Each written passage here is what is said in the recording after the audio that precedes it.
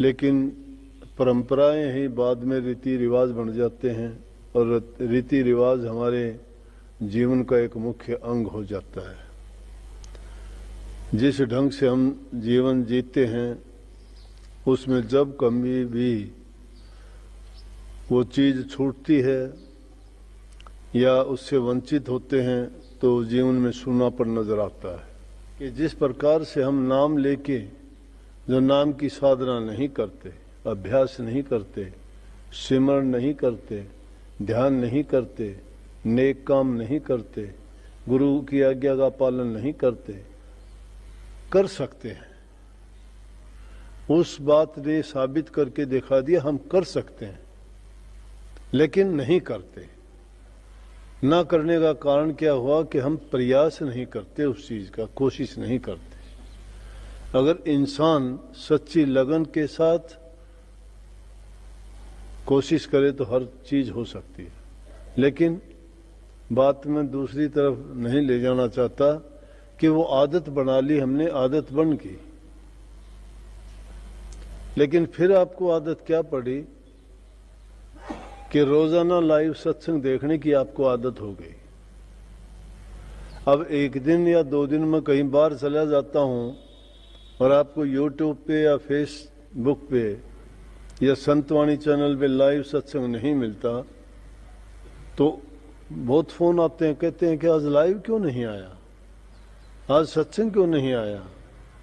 क्योंकि वो भी एक आदत बन गई रोजाना सुनने की कि लाइव सत्संग होना ही चाहिए, हमें मिलना ही चाहिए।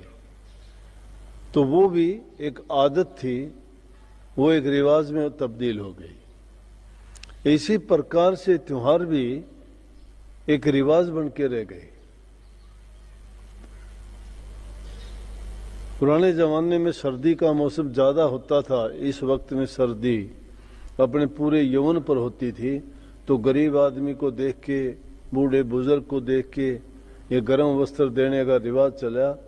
तो जो आदमी सक्षम थे देने के, उन्होंने इसको एक नेक काम है भी और परोपकार भी इसको कह सकते हैं, उन्होंने ये रिवाज डाली।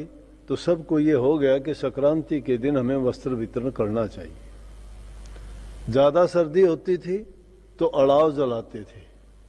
क्यों? सर्दी से बचने का कोई और उपाय नहीं था, तो क्या करते कि सूखी लकड़ियां इधर उधर से जलाने वाली चीज़ें, सूखे पत्ते, टहनियाँ, उनको जला के और सुबह सुबह स्नान करते। स्नान करने का तो महत्व ये था कि नदी में स्नान करते, ठंडे पानी में ठंड लगती, फिर अलाव इसलिए जलाते कि सर्दी से बचने के लिए आग जला के उसके सामने बैठते थे। लेकिन अब सारी चीज़ें, सब वस्त्र हैं, गर्म पानी से स्नान करते हैं, फिर भी वो एक फैशन हो गया कि हाँ अग्नि जरूर जलानी चाहिए। वो भी एक रिवाज बनी और वो रिवाज को अब भी हम निभाते हैं उसी तरह से। फिर गुड़ की रेवड़ियाँ, चीनी की रेवड़ियाँ, तिल की पट्टियाँ, ये चीज़ें क्या थी, खजूर का खाना, ये सारी की सारी चीज़ें इनकी तासीर गर्म है, इनका सेवन करने से सर्दी कम लगती है।